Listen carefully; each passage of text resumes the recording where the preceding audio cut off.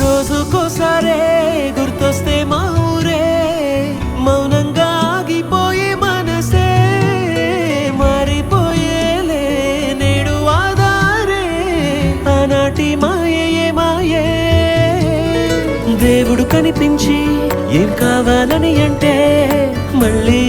వెళ్తాం మేమంత చిన్ననాటికే